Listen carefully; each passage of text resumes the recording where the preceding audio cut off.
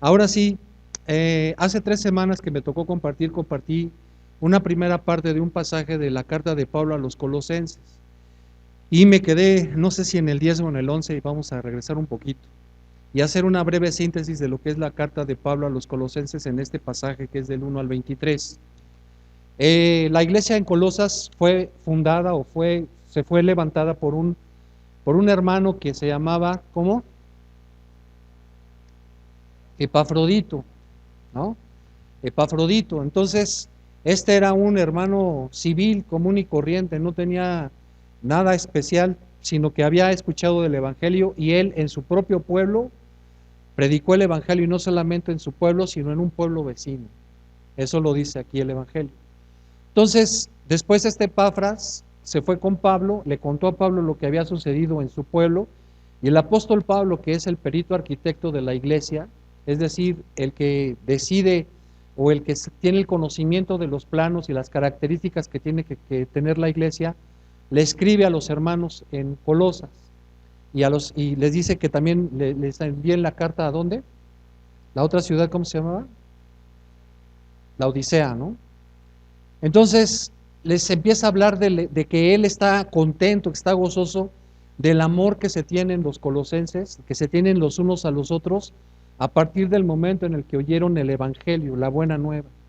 Y dice que estaban, que todos ellos y nosotros, como nosotros mismos, estábamos muertos en nuestros delitos y pecados, y que ahora están animados los colosenses y estamos animados nosotros, ayudándonos, amándonos unos a otros, a partir de la buena nueva que tenemos. ¿Cuál es esa buena nueva? Que al Padre le plació enviar a su Hijo para que viniera a morir por nosotros. Esta es una sorpresa para mucha gente que tiene la idea de que cada uno es responsable de hacer buenas obras para borrar las obras malas. ¿A qué me refiero? Hay muchas formas de pensar en el mundo. Regularmente cuando tú le predicas el Evangelio a alguien, esa persona te dice, no, no, no, yo soy respetuoso de todo. O te dice, no, no, no, yo de la religión que me heredaron mis padres, eso es lo que yo creo. O no, pues está muy difícil ahorita saber, yo hasta que esté en el cielo allá voy a decidir. Dices, chato, tienes que leer la Biblia porque ya no vas a tener oportunidad allá. Entonces, cada quien piensa lo que bien le parece. Yo, cuando yo fui católico, yo lo que pensaba, lo que yo había entendido es que aquí yo hago obras buenas y hago obras malas, según mi punto de vista. Entonces, las obras buenas que yo haga iban a tapar las obras malas.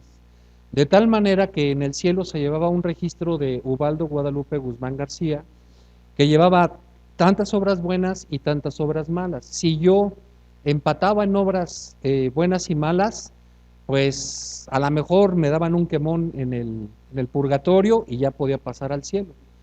Pero si mis obras eran más malas que buenas, seguramente me tocaba el infierno. Y si había ahí un más o menos, pues entonces eran unos años de purgatorio, pero finalmente iba a tener acceso al cielo.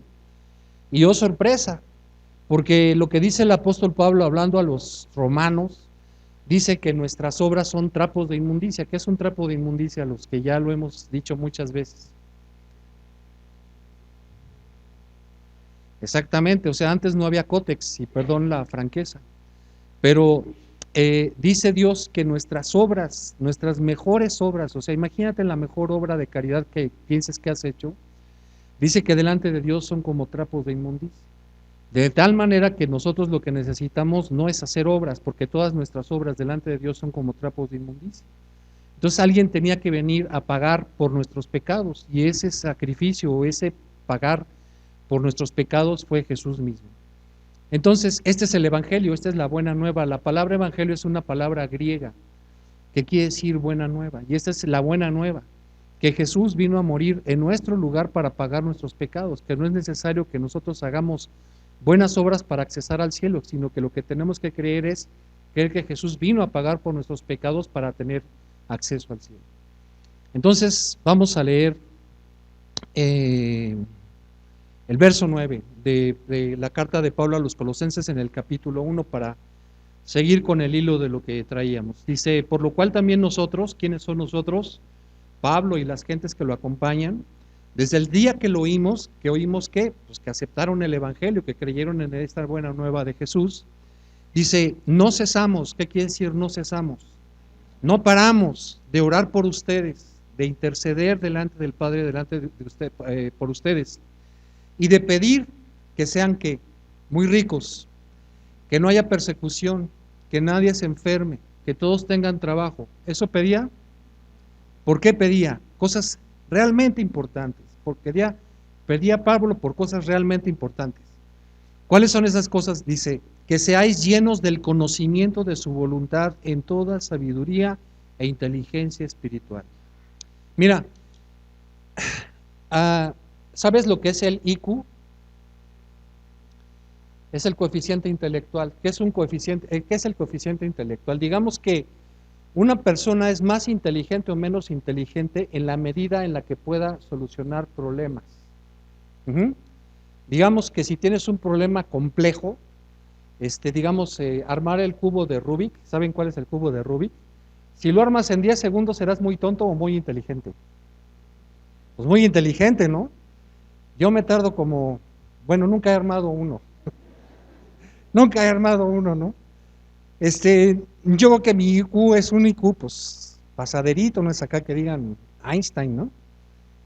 Pero aquí lo que pide lo que pide el apóstol Pablo al Señor es que le dice que sean llenos del conocimiento, ¿cómo dice?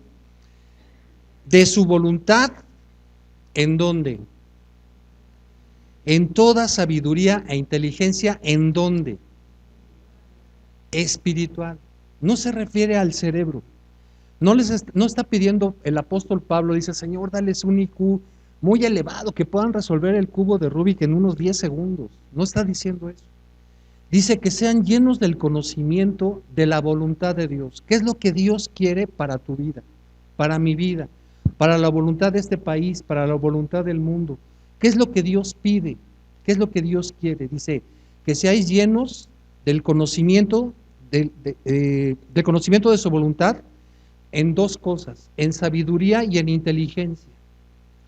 Pero no lo pide, como digo, que te incremente el IQ. Lo que dice es que te pide sabiduría e inteligencia espiritual. Esa es una gran diferencia. No está pidiendo mayor capacidad para resolver problemas matemáticos muy complejos. No está pidiendo capacidad para que podamos entender más idiomas. No está pidiendo capacidad en cosas humanas. Está pidiendo sabiduría, conocimiento en la voluntad de Dios, en toda sabiduría e inteligencia espiritual. Que yo pueda entender las cosas que leo de la palabra, que yo pueda entender y que tú puedas entender y que todos podamos entender el deseo de la voluntad de Dios para nuestras vidas.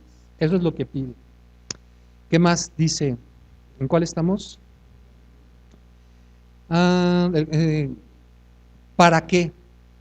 Sería la siguiente pregunta, ¿para qué? Verso 10, para que andéis como es digno del Señor.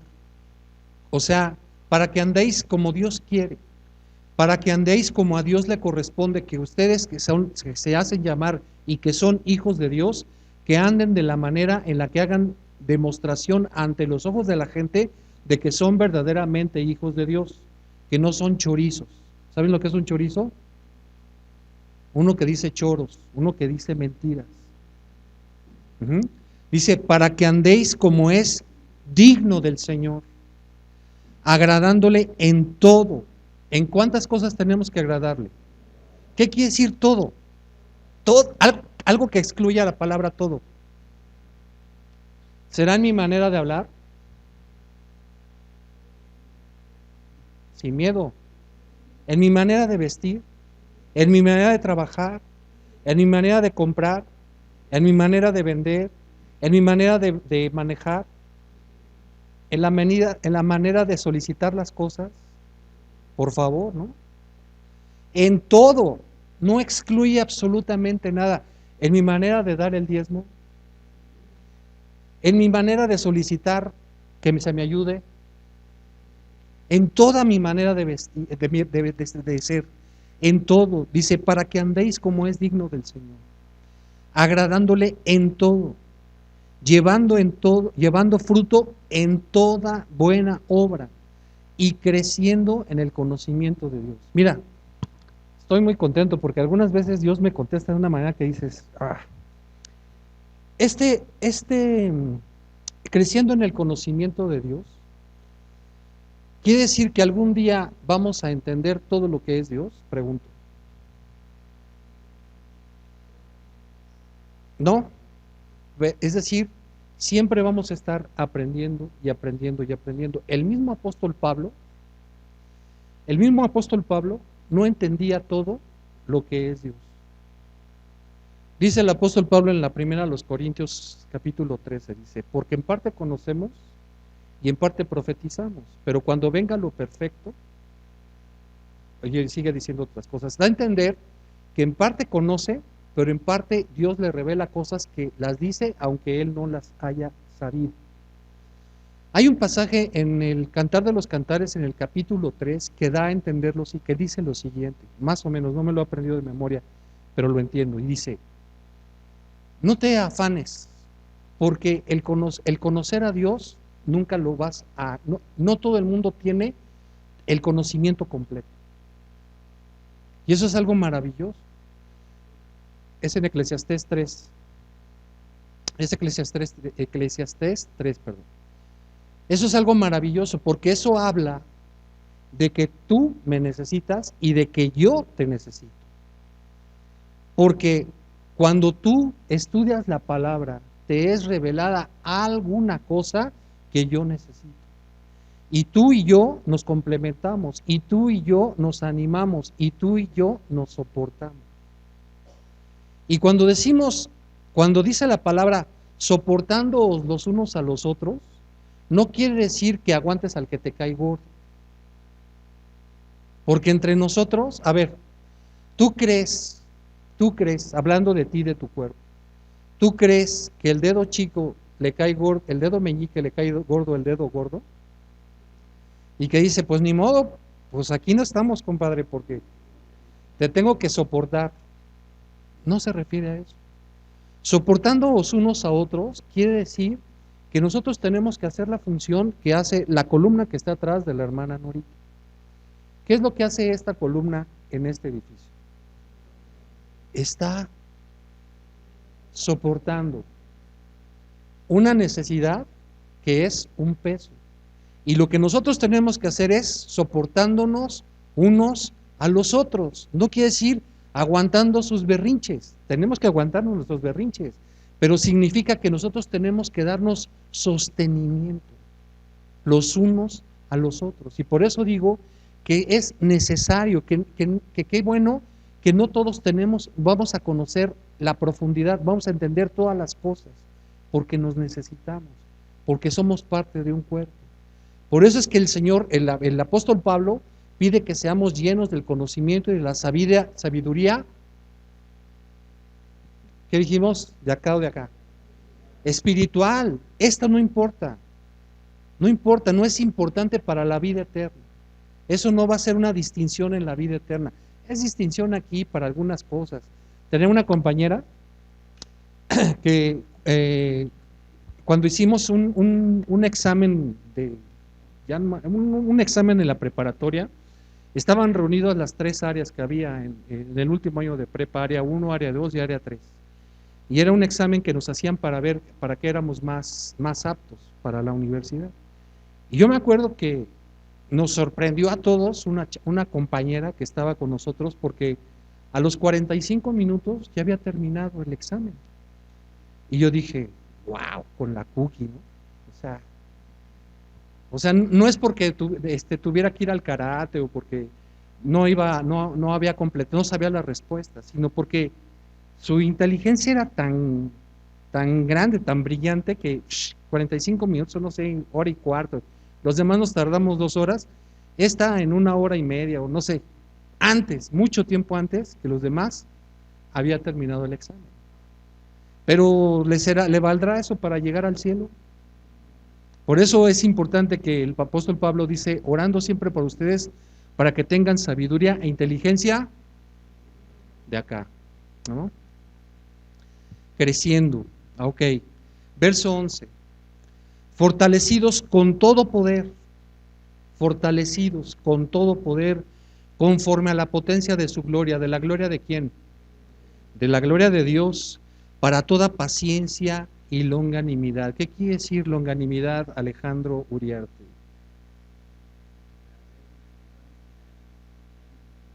Ese. Sí estudió. Mira, hermano, el Señor quiere que nosotros seamos sabios e inteligentes en el Espíritu. Dice, y que estén ustedes fortalecidos con todo poder, conforme a la potencia de su gloria. ¿Se acuerdan que hablamos acerca de la potencia, de lo que era la potencia, y que la potencia de los motores se mide en caballos de potencia? ¿Sí lo dijimos o no lo dijimos aquí? Y que dijimos, ¿a qué equivale un caballo de potencia a los jóvenes de preparatoria? ¿Se acuerdan o no se acuerdan? Dijimos que un peso de 100 kilogramos, la fuerza que se necesita para desplazar un peso de 100 kilogramos 100 metros hacia arriba o una distancia horizontal de 100 metros, esa fuerza que se emplea es el equivalente a un caballo de potencia. Y hablé y dije que el motor, uno de los motores más grandes que se han hecho en este planeta es el de una nave que se llamó Saturno 5. El Saturno 5 tenía 5 motores de 32,000 caballos de potencia. O sea, ¿se imaginan cuántos kilos podía desplazar esa nave? El poder que tenía la potencia que tenía esa nave. Bueno, pues esa nave o esa potencia no se compara nada a la potencia que Dios tiene para con nosotros. Eso que está diciendo, dice, fortalecidos con todo poder. O sea, nosotros no tenemos el poder del Saturno 5. En nosotros habita un poder mucho más grande, el poder de Dios. Dice que este poder es conforme a la potencia de su gloria, para que nosotros aprendamos cosas y que nosotros vivamos cosas. ¿Cuáles son de estas cosas que nosotros tenemos que aprender y que nosotros tenemos que vivir? Menciona 2, pero hay muchas cosas. Y dice, para toda paciencia y para toda longanimidad. Nosotros tenemos que aprender a saber, tenemos que saber lo que significan las palabras. Porque mucha gente piensa que por el hecho de convertirse al Señor, de creer en su obra, está absolutamente libre de cualquier enfermedad, de cualquier problema, de cualquier persecución, de cualquier cosa. Les comentaba que en las madrugadas, yo me levanto 3 días a la semana muy temprano y prendo a veces la televisión y veo este programa de los brasileños, el Pare de Sufrir. Entonces ahora que estos hombres están haciendo unas cosas que dice uno, están usando el manto santo. ¿Qué es el manto santo? Tienen un templo enorme, grandísimo, y lo tienen dividido en 3 partes, así como este. Entonces, ¿han visto los partidos en Argentina que cuando juega el Boca Juniors o no sé qué, empiezan a deslizar una bandera desde arriba hasta abajo? ¿Sí los han visto? Son unas banderas gigantescas, o sea, gigantescas. Bueno, pues estos ponen un lienzo rojo que abarca toda esta fila, pero enorme, enorme. Y ese manto rojo tiene una cruz blanca. Entonces, todos los que están bajo el manto van a recibir la retribución de las cosas que están pidiendo. Y dices, wow, yo voy a ir, ¿no? Pues yo me quiero volver millonario, yo no sé qué hago aquí sufriendo y no siendo millonario como yo quisiera. Voy a ir porque ahí voy a tener la sanidad que tanto he querido. Voy a ir porque ahí, nada más. Lo demás soy inmensamente feliz. O sea,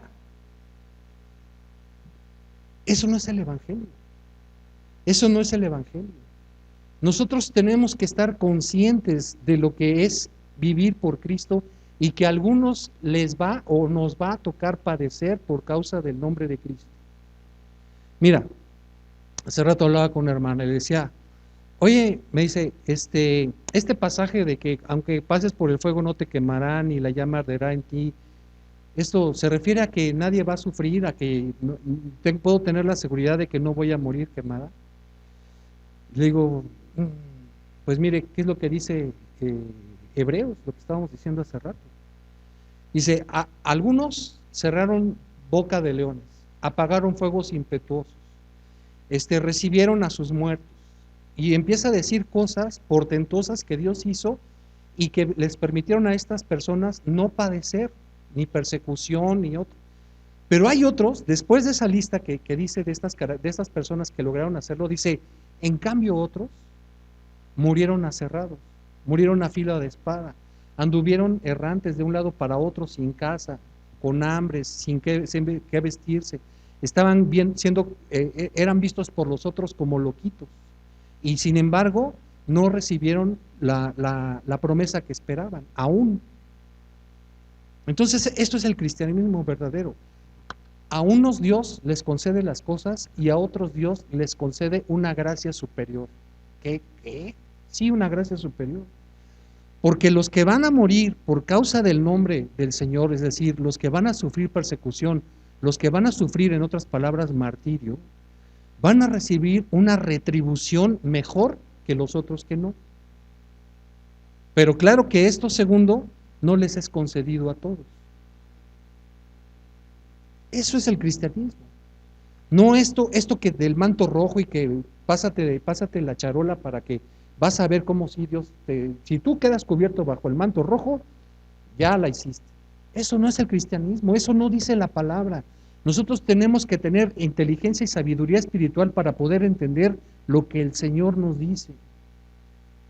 A algunos les es concedido cerrar bocas de leones, apagar fuegos impetuosos, hacer descender fuego del cielo, pero a otros, y te recuerdo a los 3 que fueron arrojados al horno de fuego, ¿qué dijeron?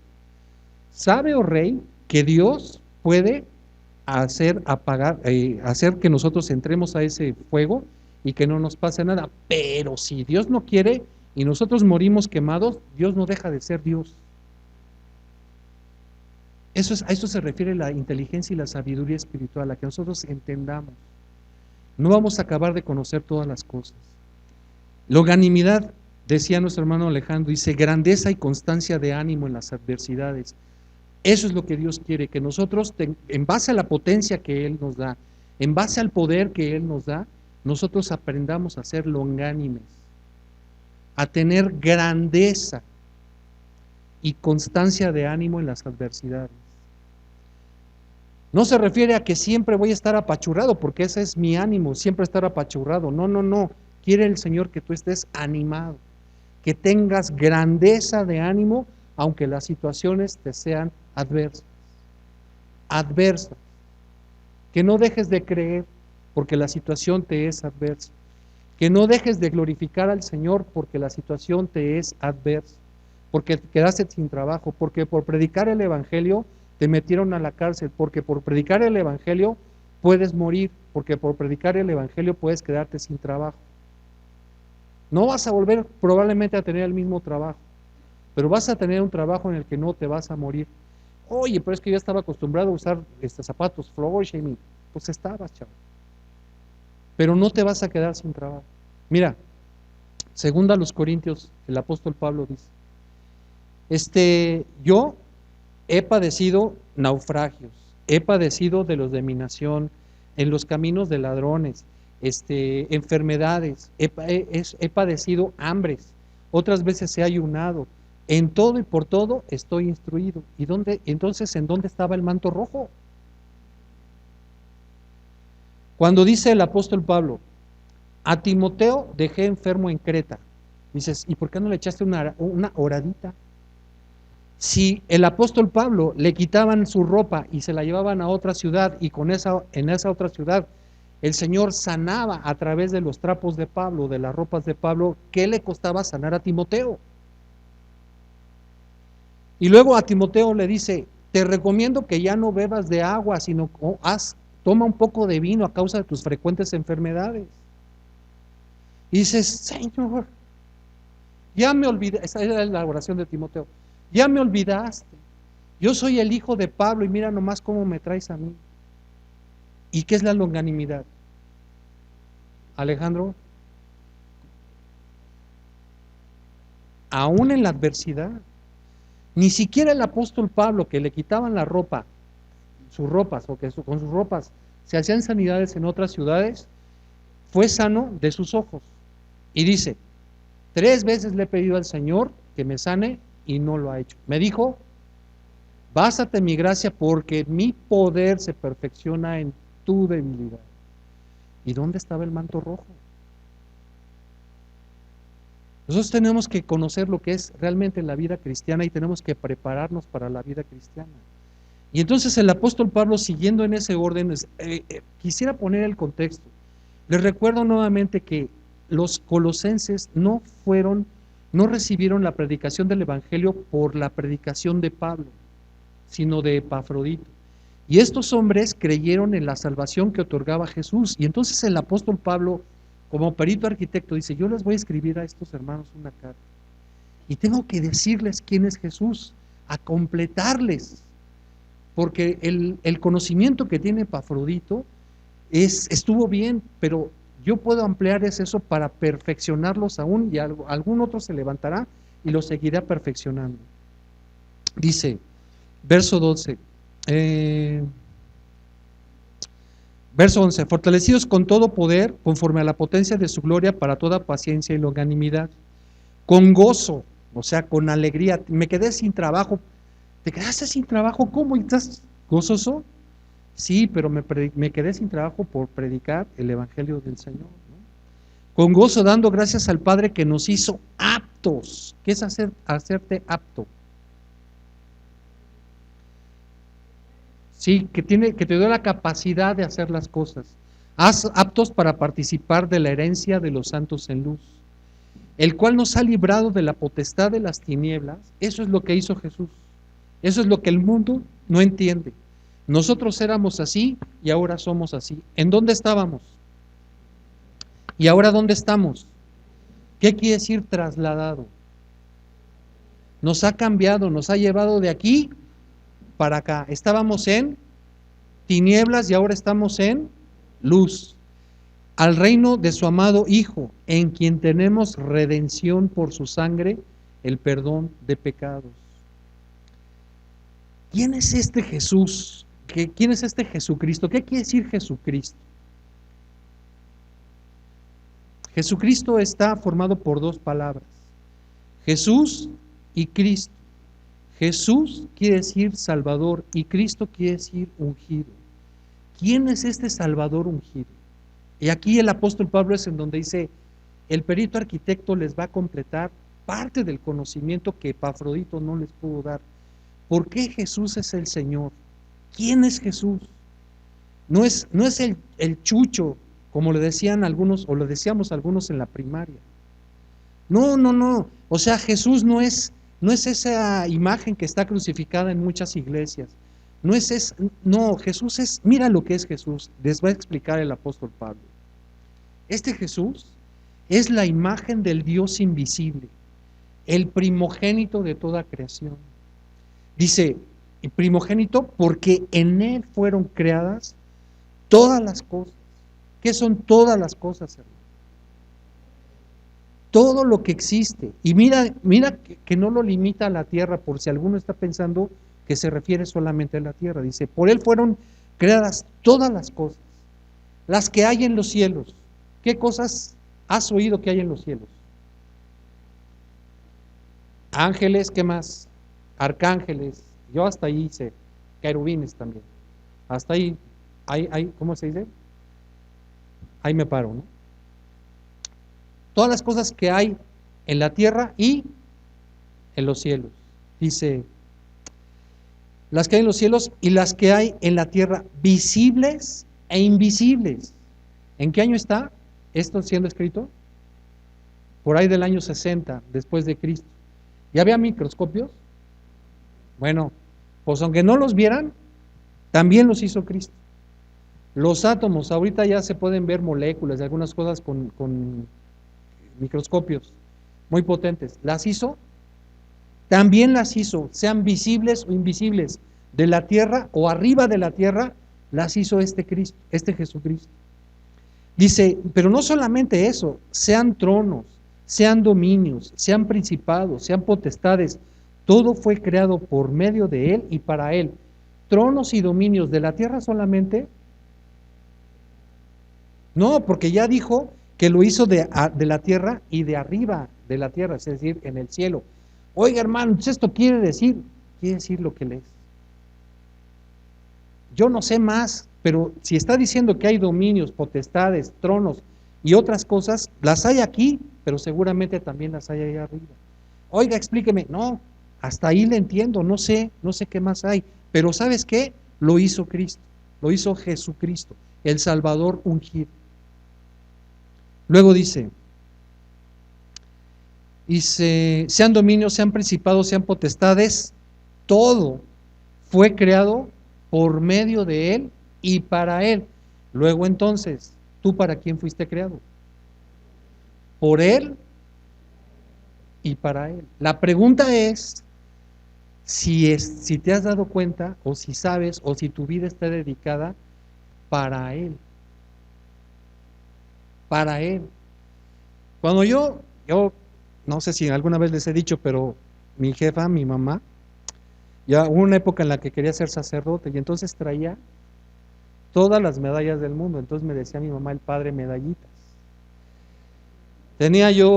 Estaba en sexto año de primaria. Y entonces dice, fue creado por medio de Él y para Él. Y yo me pregunto, cuando yo estaba en ese momento, yo no entendía estas cosas. No sé si la gente, si la gente que está allá afuera, que no tiene el conocimiento de Dios, entiende que hemos sido hechos para Él. ¿Qué quiere decir que hemos sido hechos para Él? Cuando tú te compras una casa, ¿para quién es la casa? Para ti. ¿Y qué haces con la casa? Lo que quieres. La pintas del color que quieres, la decoras del color que quieres, haces lo que quieres con tu casa, pones el piso que a ti te guste, aunque al hermano no le guste. ¿De quién es la casa? Mía, para ti. Nosotros tenemos que entender que si hemos sido hechos por Él, también hemos sido hechos para Él. Luego entonces debemos de ser considerados por nosotros mismos instrumentos de Él para lograr el objetivo que Él tiene para mí.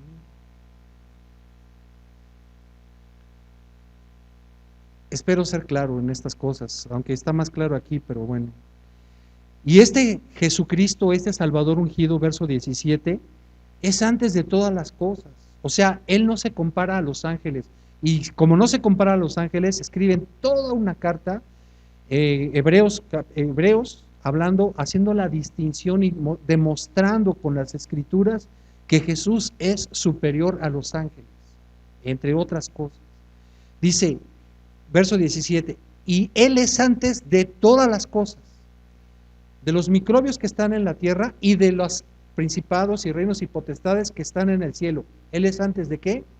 De todas las cosas. Hoy antes del Big Bang, antes de todas las cosas. Antes del tiempo, Dios está por fuera del tiempo. En Él no hay tiempo. Él es antes de las cosas y todas las cosas en Él subsisten. Cuando dice estas cosas de en Él subsisten, entiendo que es como una manguera, así lo entiendo, que es como una manguera que no solamente las creó, sino que está permitiendo y les está transmitiendo vida continuamente. Dice, en Él subsiste. En Él subsisten todas las cosas. O sea, no es solamente que Dios te creó, sino que aún lo que ahorita tienes, lo que eres, lo que respiras, el hecho de que tu corazón lata, todas las cosas que eres en este momento, lo eres porque dependes de Él. Aunque tú no hayas decidido dar tu vida, aún que tú no decidas dar tu vida, tu corazón late, tu sangre circula, lleva los nutrientes a tu cuerpo, a las células, el oxígeno, recoge la sangre y lo expulsa por los pulmones. Todo eso sucede porque estamos dependiendo de Él, porque fuimos creados por Él y en Él subsistimos. Este es el conocimiento que tenía el apóstol Pablo de Jesucristo. Verso 18. Y además de que subsiste o permaneces en él, dice, y él es la cabeza del cuerpo que es la iglesia.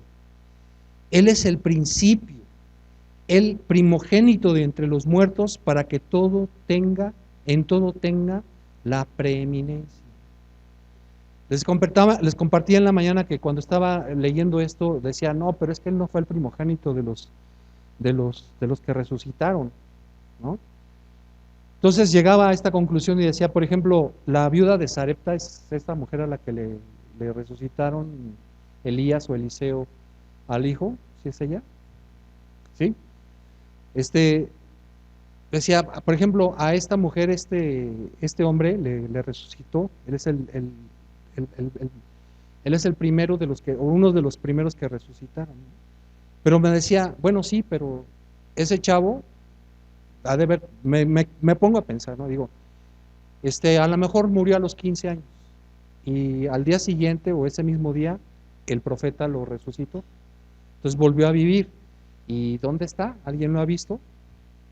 No, ese cuate cuando cumplió 30, 40, 50, 60, 80, 100 años, murió y sigue muerto. Y este Jesús es el primero que murió y resucitó, pero que sigue vivo. Sigue vivo. Entonces lo lleva a ser el primogénito de los que resucitaron. Y ese es el estado que vamos a tener nosotros. Nosotros. Aquí vamos a vivir 30, 40, 50, 60, 80, 100, 120 años, algunos. Otros van a morir, otros ya murieron, pero lo que va a pasar es que van a resucitar y vamos a resucitar, y entonces sí, Él es el primogénito de esos que no vamos a morir. Verso 19, y cuanto agradó al Padre que en Él habitase toda plenitud. ¿Qué quiere decir estas dos palabritas?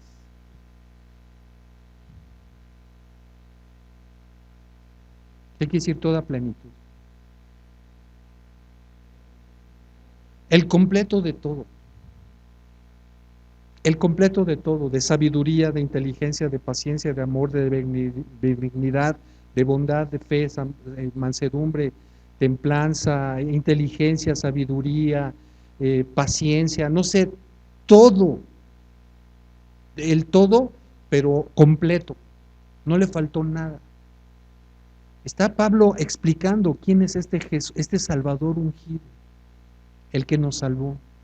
Verso 19, verso 20, perdón.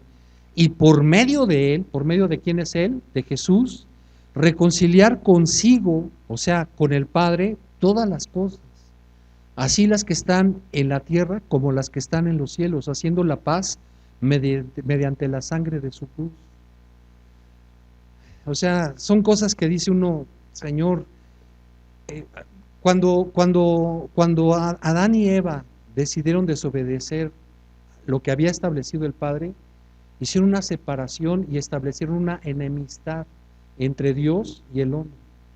Y este Jesús, este Salvador ungido, en el que habita la plenitud, la plenitud de la deidad, dice, el que es la imagen del Dios invisible, en el que dice, habitó en el Padre, que en él habitase toda plenitud. Este es el medio que usó el Padre para reconciliar a la creación rebelde con él. Es el medio que usó. Claro, la humanidad rebelde tiene que creer que él es el medio. No sé si han visto alguna vez representaciones de lo que significa estar separado de Dios. Entonces, la más común es que ponen una tierra firme del lado derecho, ponen un precipicio inmenso, oscuro, negro, profundo, y ponen del otro lado al hombre. Y entonces dice que la manera en la que el hombre puede llegar a la presencia de Dios es a través de un puente. Y ese puente es la cruz de Cristo que está tirada, o sea, por medio de la cual podemos pasar de muerte a vida. Eso es lo que está diciendo. Que el Padre usó como medio para reconciliar a la raza, a los rebeldes, a los desobedientes, a los pecadores, a su Hijo Jesucristo, y en ese Jesucristo habitó la plenitud. Él es antes de la fundación del mundo, es antes de la creación. Este que usó Dios para reconciliar a la raza rebelde con Él, fue el creador del universo, es por quien subsisten todas las cosas. Ese es Jesucristo, y ese es al que mucha gente rechaza, y que muchos de nosotros no entendíamos quién era, pero ahora espero que lo entendamos. Verso 21, y a ustedes también, que erais en otro tiempo extraños y enemigos en vuestra mente, haciendo malas obras, ahora os ha reconciliado. ¿Qué quiere decir lo contrario de reconciliado? Que estábamos enemistados, peleados con Dios, y ahora nos ha reconciliado. Hermano, no, lo que yo trato de hacer es dar ejemplos de la vida real. No me vayan a malentender ni decir, ay, ¿no? Pero mira, cuando tú te peleas con tu esposa o con tu esposo, que te das un agarrón casi que dices, a ver, ¿dónde firmo? Y ya. ¿Dónde firmo? ¿No? Cuando viene una reconciliación, ¿no es agradable? No es que digas, no es que le abrazas o te abrazan o se abrazan y dices, es que, ¿cómo puedo pensar en dejar de vivir sin ti? Y empiezan a decirse, como dice el Cantar de los Cantares, ¿no? Cosas íntimas, profundas, que solamente ellos saben. Esto es la reconciliación. Dice, este verso 20 dice, y por medio de él reconciliar consigo así, a todas las cosas, así las que están en la tierra, como las que están en los cielos, haciendo la paz mediante la sangre de su cruz. 21. Y a ustedes también. O sea, me da la impresión de que el apóstol Pablo dice, no vayan a pensar solamente que está reconciliando las cosas que sucedieron en el cielo. También a ustedes, por eso hace énfasis en el verso 21, y a vosotros también, a ustedes también, que en otro tiempo eran extraños y enemigos en su mente, haciendo malas obras, ahora los ha reconciliado en su cuerpo de carne por medio de la muerte. ¿Para qué? Para que sigas echando relajo y viviendo como se te da la gana. No, para que ahora que sabes todo lo que ha hecho este creador, el que ha hecho las cosas, por el que son las cosas, que te ha hecho a ti para él. ¿Cuál es el objetivo que Dios tiene de ti para él? ¿Cómo te quiere? Te quiere, verso 22, ¿es el 22? Para presentaros santos. ¿Qué quiere decir santo? ¿Apartado de qué?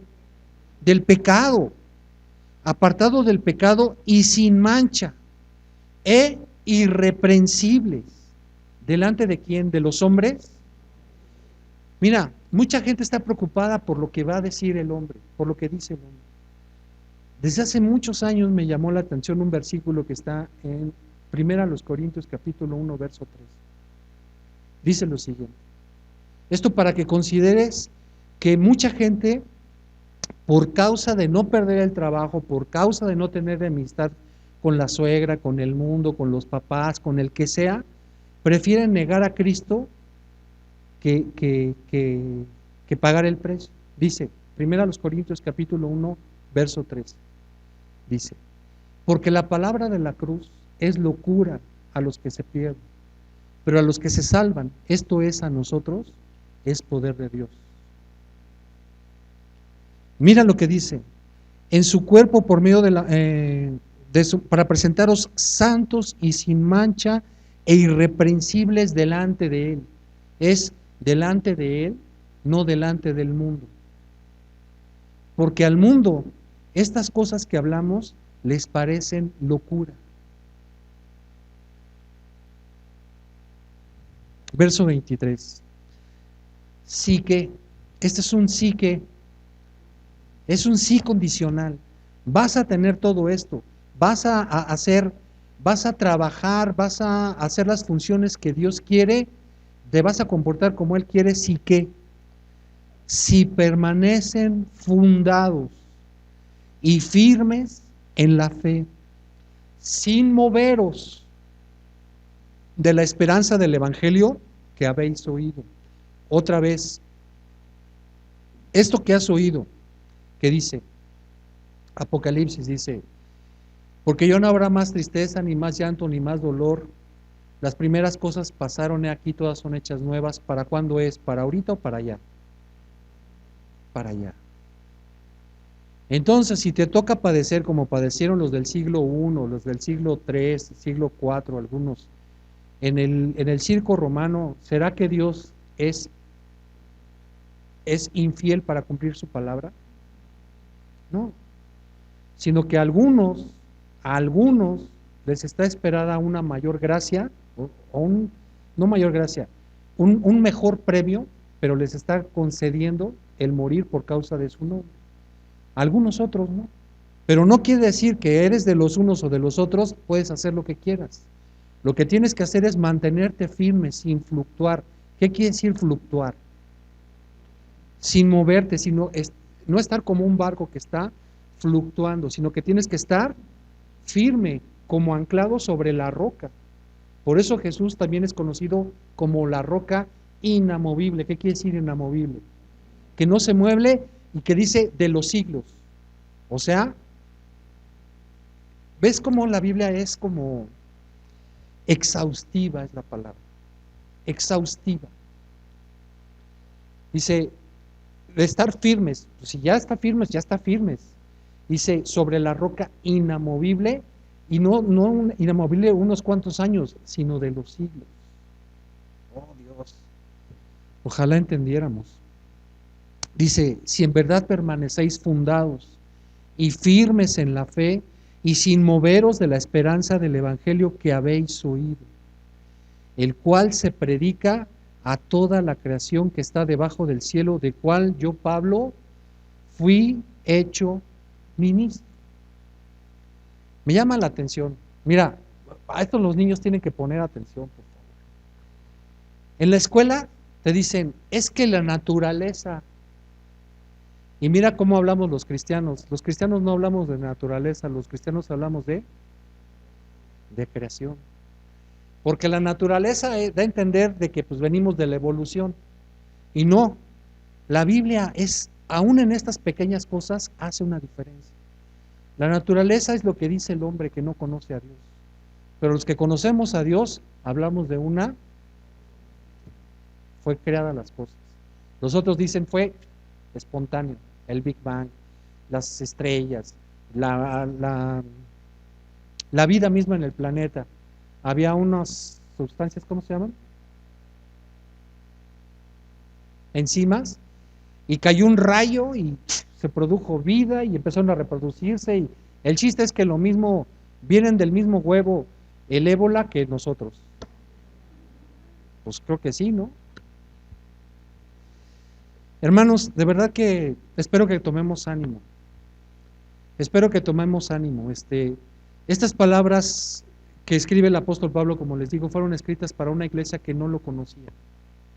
Y nosotros no conocemos ni al apóstol Pablo, ni hemos visto a Jesús, ni hemos visto al Padre, pero creemos en el Evangelio, el cual sembró en nosotros la palabra de una esperanza viva que nos está guardada en los cielos.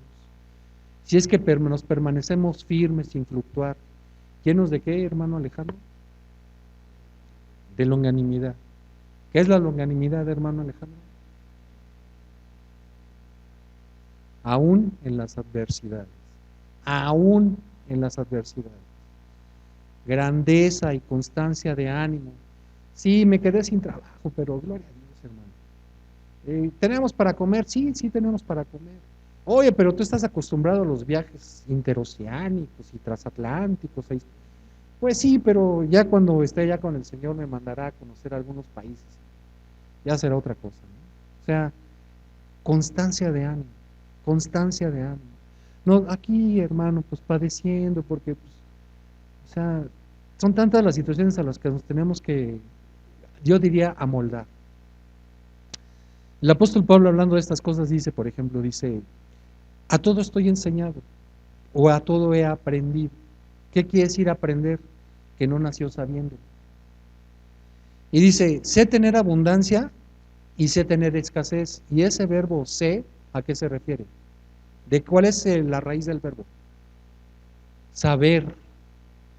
Y ese saber nació, o sea, venía con él o lo aprendió. Lo aprendió. Entonces, ¿aprendió a tener abundancia? Pregunto. ¿Y aprendió a tener escasez? Y cuando tienes escasez, ¿a qué aprendes? ¿A hacer un por supuesto o un presupuesto? ¿Qué haces? Cuando tienes abundancia, todo es por supuesto, ¿no? No dicen las mujeres, es que necesito, es que necesito, es que necesito. Todo lo necesitan. Pero cuando tienes escasez, tienes que saber qué es de verdad lo que necesitas y qué es lo que puede esperar 3 o 4 generaciones. Dice, esto lo dice el apóstol Pablo, o sea, dice, sé, aprendí. Y nosotros nos quedamos sin trabajo y, no, hermano, pues se me hace que voy a ir con los del manto santo para, ¿no? O sea, tenemos que aprender, hermano. Esto es para darnos ánimo, para que no digamos, no, es que no hay nadie más que sufre en el planeta como yo. Solo yo saben lo que es sufrir, solo yo sé lo que es sufrir. No, hermano, tienes que aprender. Aprende del apóstol Pablo, dice, he estado en naufragios, en ayunos muchas veces, y otras veces no estaba en ayunos, no tenía que comer y estaba padeciendo hambre. A todo y con todo he aprendido. Y después dice, todo lo puedo en Cristo que me fortalece. Y si tú relacionas el todo lo puedo en Cristo que me fortalece con Colosenses, dice, conforme a la potencia de su gloria. Conforme a la potencia de su gloria. Vamos a ponernos en pie, hermano.